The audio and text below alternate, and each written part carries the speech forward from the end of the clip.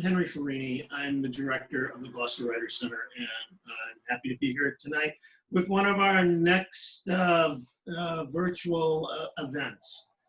Let me just frame it for you a bit. In September of 2019, before our lives changed irrevocably, I was informed that this guy had stopped by the MOL. And Alan, who was working here at the time, said his name was Peter Almond. And it struck a tone there because I remember in 2013, Steve Almond had read at the GWC. It was a connection with the Eastern Point Lit House, which was that Chris Anderson was running. Anyhow, Peter was curious about Charles Olson, and he had an early interest in Call Me Ishmael, and he wanted to explore the library. So we let him loose on the place, and he's been a card-carrying member since. When the world did change, Peter was still around, and he decided that he would help us with some programming. So back in March, we did a great program with him about his film work and his filmmaking and his film producing and writing. And then, so Peter told me that he was Steve's uncle, and I was pleasantly surprised. So I thought it would be a great idea to bring together this family, this two generations of writers, and talk about the craft. So that's what we're going to have. That's what's going to happen tonight. And I'm happy to have Peter and Steve here. So Peter, tell me what brought you here. Okay. Hi, Steve. Good to see you. Good to see you.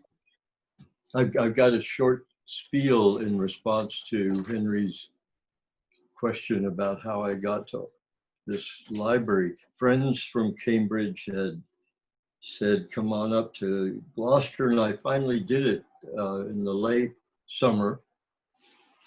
And it kind of was literally an adult lifelong dream to get myself to Gloucester, because around 1965, somebody gave me a copy of Call Me Ishmael, the Olson book on Moby Dick.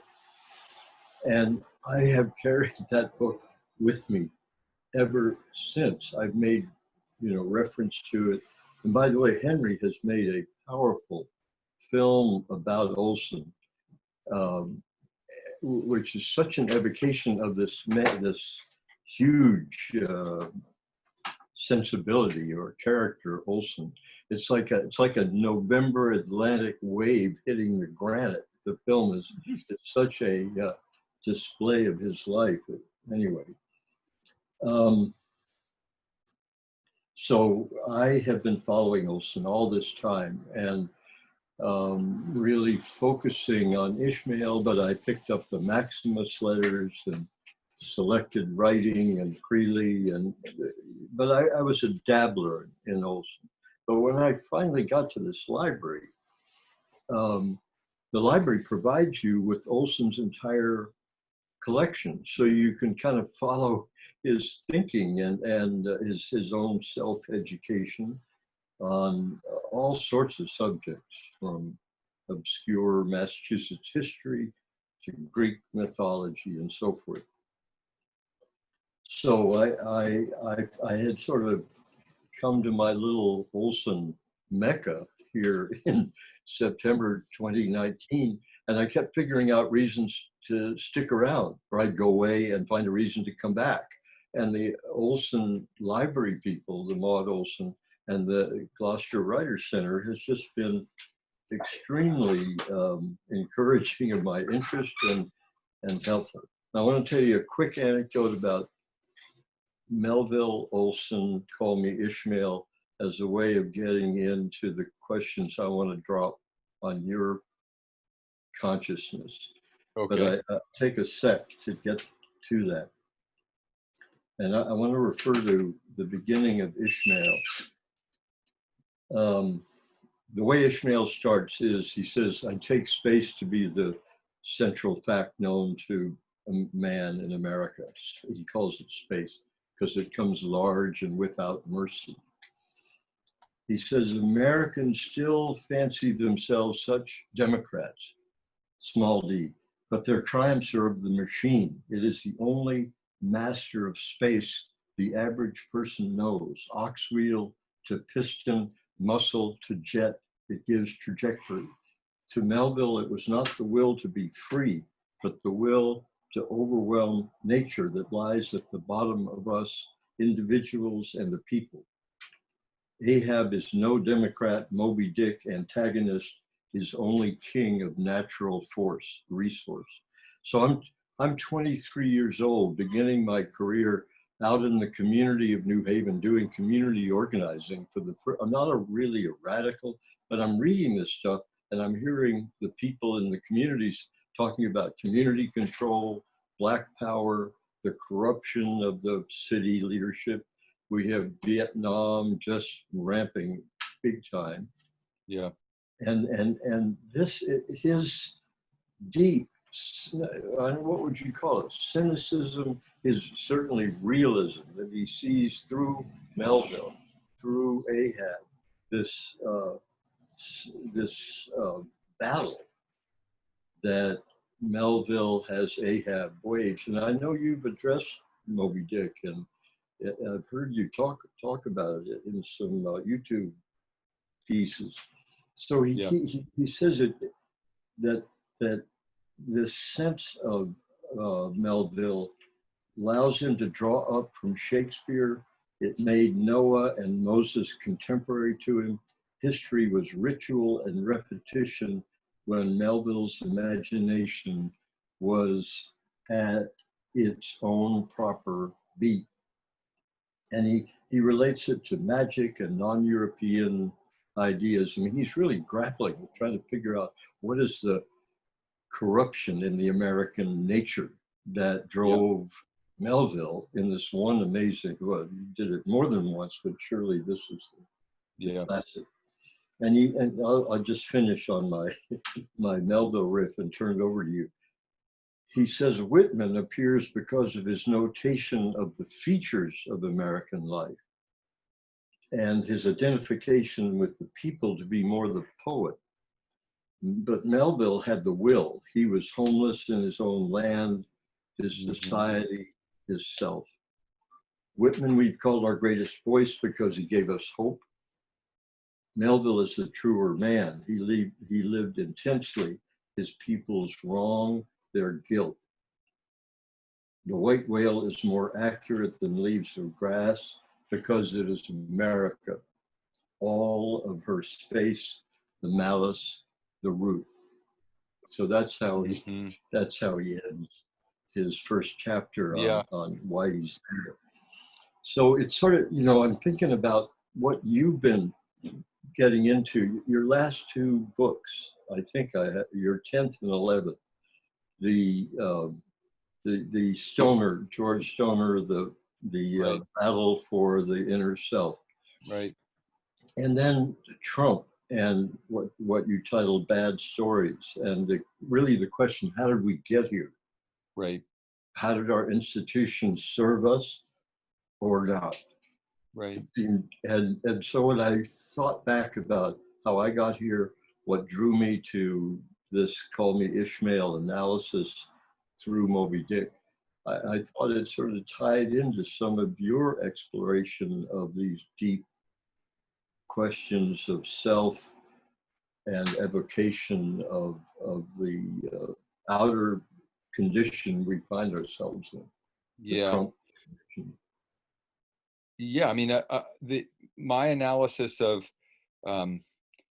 Moby Dick is, millimeter deep compared to Olson, and even you're thinking about it. But that millimeter contains a more kind of psychoanalytic or, sort of psychological profiling of the moment where Ahab steps onto the deck of the Pequod and says to his crew, in essence, this is not an economic endeavor. This is a mission of vengeance born of being unmanned, right? He's got his prosthetic leg. Moby Dick has bitten off his leg. He's got this whalebone prosthetic. Couldn't be more obvious. And he basically says, look, if you got to strike through the mask to get your true nature, which is a version of D.H. Lawrence basically saying the American soul is sort of, cold-hearted, isolate, a killer. This, I wouldn't call it cynical. I would call it painfully precise in the way in which, in the American spirit, violence has always been a form of spiritual regeneration, from the sort of genocide that started things through the institution of slavery, the Revolutionary War, all the wars that have been engaged in internally and externally since have all been partly about how, and this is also sort of throwing ahead to our great modern prophet of the American condition and soul, Gil Scott-Heron, to whom you introduced me. It's winter in America and democracy is ragtime on the corner. The Trump arises from Melville. He is a very obvious version of the way in which a culture that is spellbound by the story of wounded masculinity is headed on a doomed adventure where everybody is going down. Nature will be destroyed, and man as a part of nature will be destroyed along with it, right? We'll be left with Ishmael clinging to that coffin, the sole survivor, that coffin made of American wood. He says in that rant, he says, I would strike the sun if it insulted me. That is not even the subtext of every Trump tweet. That is the text of every, it's basically what he's saying every time he opens his mouth. And so I saw Melville as essentially predicting and diagnosing how dangerous it is when the central story at the center of our culture is wounded masculinity, to which I would add, especially on a day like today where we're absorbing yet another video of a public execution by officers of the law of an African-American man, that it is a particular kind of exalted white victimization that is continually the eternal sovereign, the eternal victim, and the eternal kind of morally immune murderer. That's where my thinking is today, because we're in that moment. And Trump also, I think, speaks to that trajectory where racial grievance has always been used by demagogues and political actors as a way to distract people from economic justice. And that too is where that story has been around since before America was even a country, and is seeing its apotheosis in what's happening right now. Well, since one of the value added of our conversation is that we share a family personal history, and I was struck by the Melville case as Olson, and now you pick it up, of how he got there. In other words, how he got to his take on Melville, and that makes me interested in how you get to your take on the inner self, and your analysis of Trump really indicts media as much as anybody, and the American nature that has allowed or created such leadership.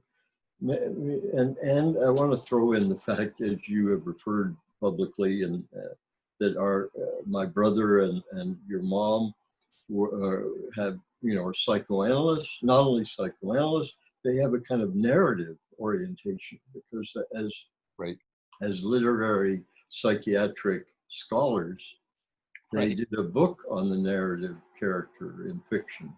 Right. And so I'm since we know a little bit about our personal background, I'd love you to address how that has affected your evolution as a writer and your consciousness.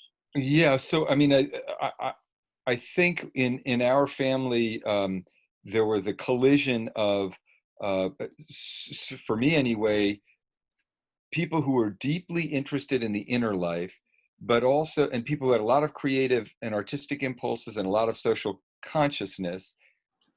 You know, Barbara Almond, my dear departed mom, was a red diaper baby, came from a history of extraordinary courage and activism, but also anxiety and secrecy.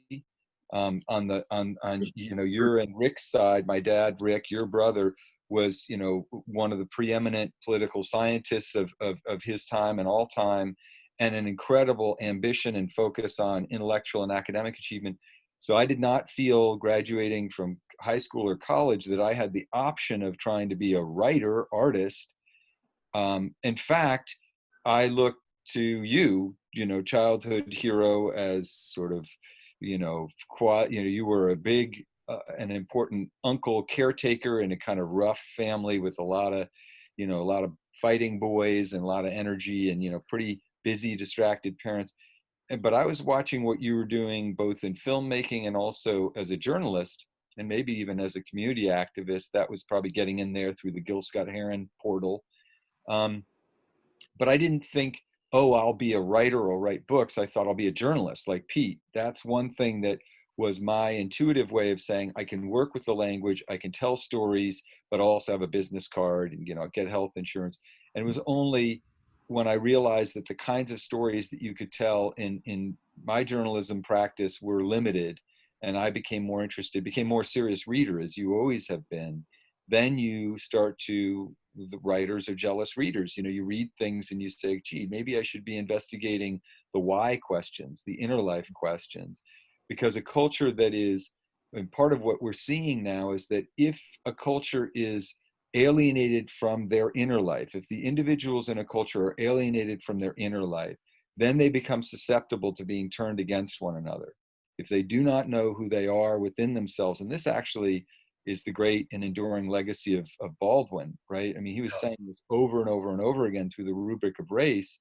And I see it, you know, powerfully just across the board, that the reason we're in this place where somebody who's sort of psychopathic divider is effective is because individually and sort of in our corporate media, the storytelling is all about division, conflict, aggression, attacks, and almost and sort of competing interests. That those are the voices in our culture. Everything is sort of through the lens of capitalism, a competition. And the crucial resource now is attention. And the way you get attention is by poking at people's primal negative emotions.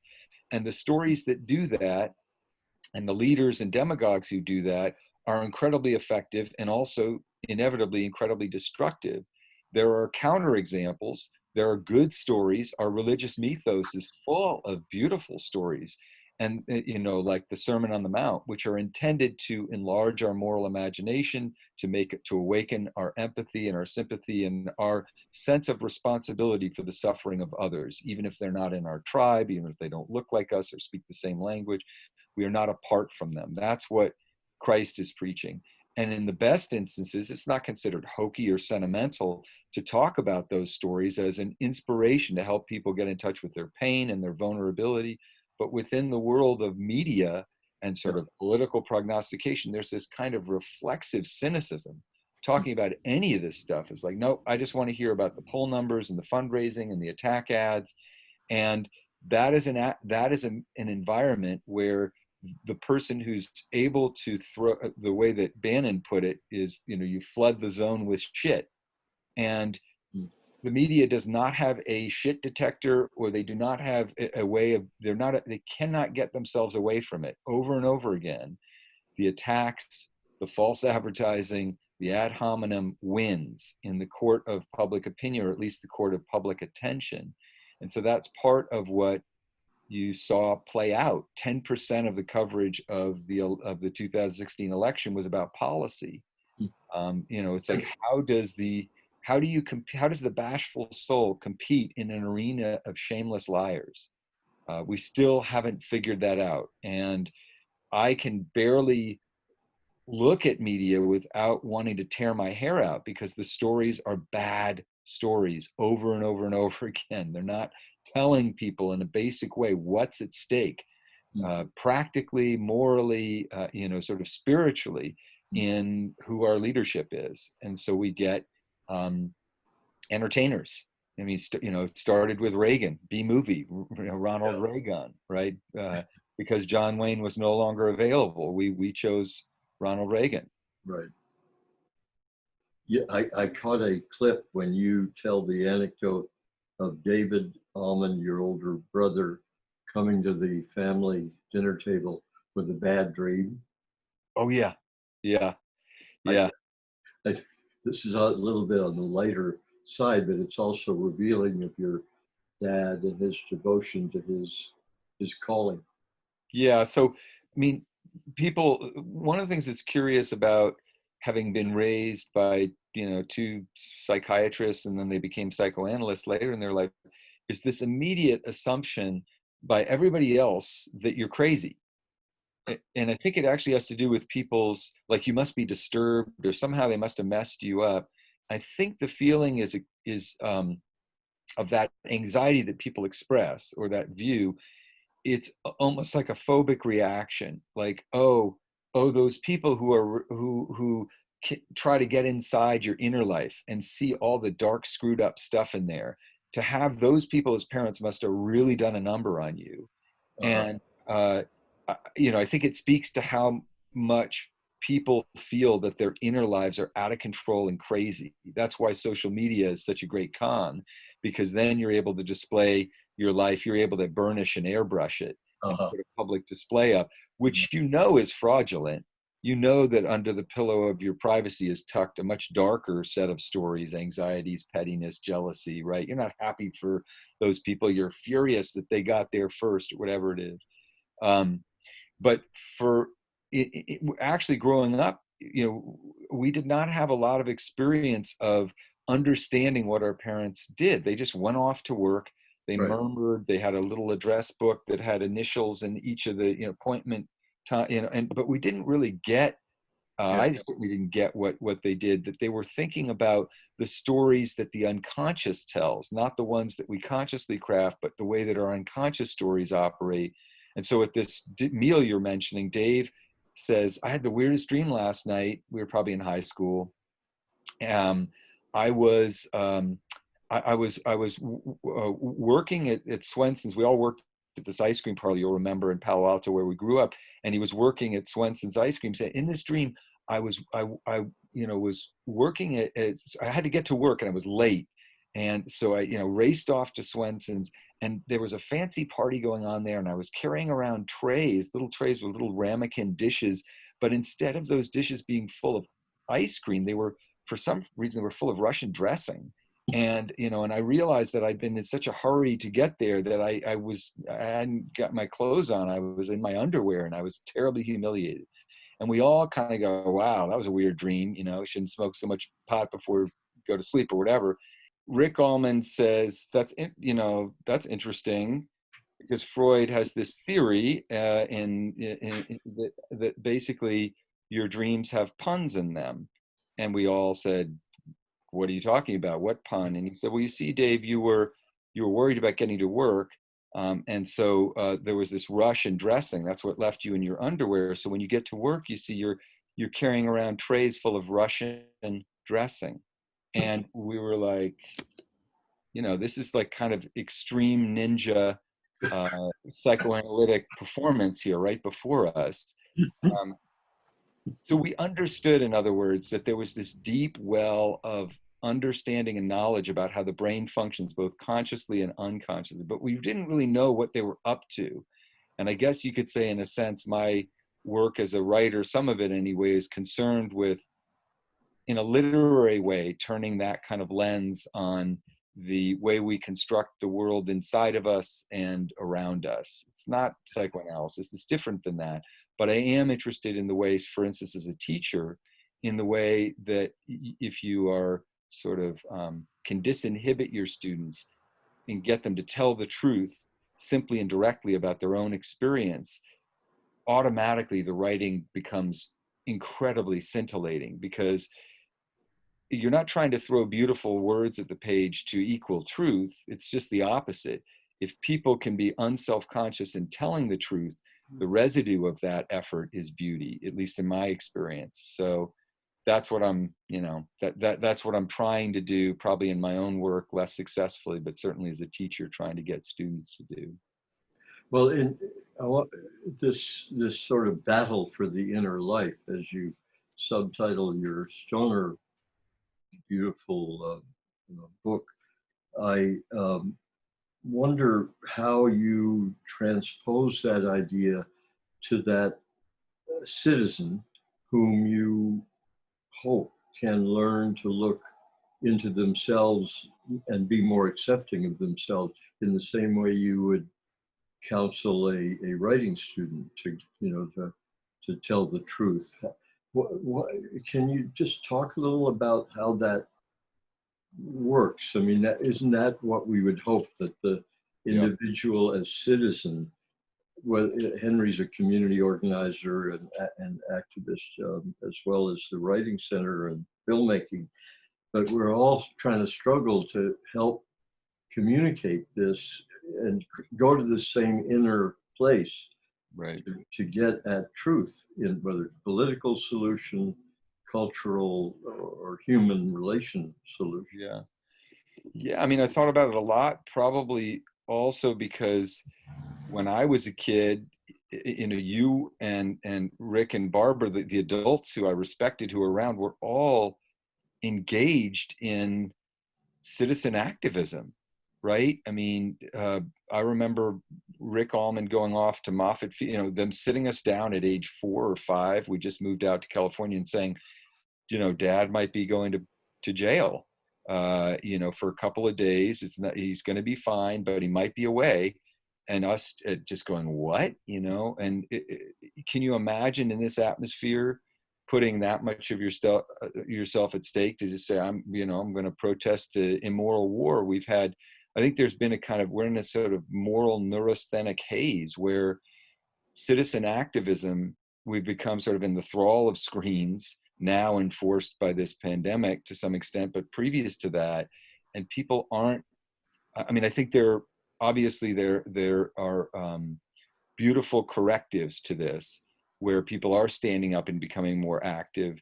I'm thinking about the teachers in places like West Virginia or Oklahoma striking and saying, hey, the function we perform is blessed and sacred, and we should have a livable wage to do it. And those people becoming politically active, or the kids down in Parkland saying, we are going to emerge from this tragedy and not consent to the bad story of the gun manufacturers. And we're going to speak about this as a preventable deaths if we had some kind of moral common sense around the way that Americans have fetishized arming themselves. So I think there's this battle for the citizen of good faith to sort of get them to vote at the minimum, but to also understand that part of the arrangement of democracy, this experiment in democracy, is it's not a freaking self-driving car. If you treat it as a self-driving car, which 40% of the electorate did in 2016, well, then you're going to drive into this ditch. And you're going to drive into a series of ditches where you're essentially handing power over to kleptocrats and plutocrats. And plutocrats is really a kind word. For these scumbags. You're essentially saying, corporations, you can have all the power and everybody else can sod off. And it's hard to explain this to a generation that views the hippies as a fashion or something. The hippies were right about everything. They were right about the environment. They were right about living closer to the land. They were right about mistrusting the government's abuse of its authority, moral authority over its troops, over its citizens, over its vulnerable populations.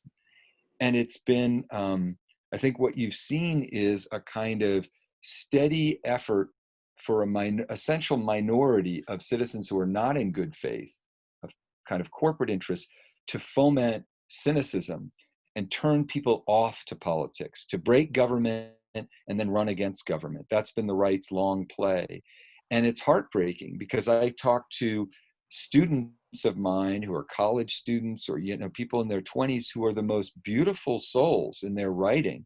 They're the most empathic and concerned and in touch with themselves. and they're completely cynical about the possibility of activism or being politically aware and active. They think it's it's like a reality TV show for ugly people on cable TV, a bunch of old white guys yelling, which it mostly is. Thankfully, that's starting to change. But that disconnect is really the dark matter of what we have in this country.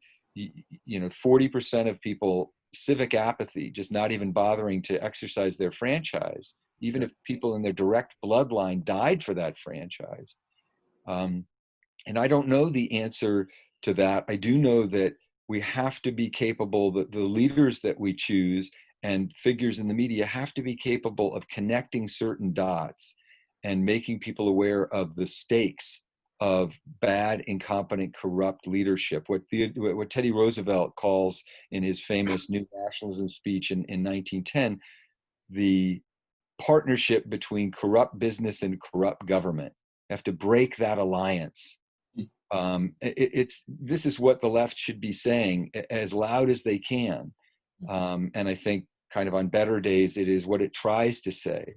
But that message is run through this echo, this squawk box of constant entertainment. I mean, this is sort of brings us to Neil Postman, amusing ourselves to death. The idea that we're going to be brought low, not by some authoritarian big brother, but by our own amusements, by our own enthrallment with our devices and our kind of petty diversions. That's what's going to turn us away. It's going to be Brave New World that is going to sort of anesthetize us morally through our pleasures that pose more of a risk to us than some kind of totalitarian takeover. Well, you've published 11 books, I think. Are you now on your 12th? Sounds right. Yeah. And you published about 150 to 200 essays in newspapers and journals and so forth. And you've been collected in the best stories of whatever 2015, 16 Pushcart Prize, etc. And you've been a Here and Now correspondent on NPR and BUR, and you're teaching. Right. And you've had the wonderful podcast with Cheryl for the New York Times and BUR called Dear Sugar. Where's your head now? Where literary, teaching, advocating wise? And and you move between nonfiction and fiction, and a particular variation of nonfiction.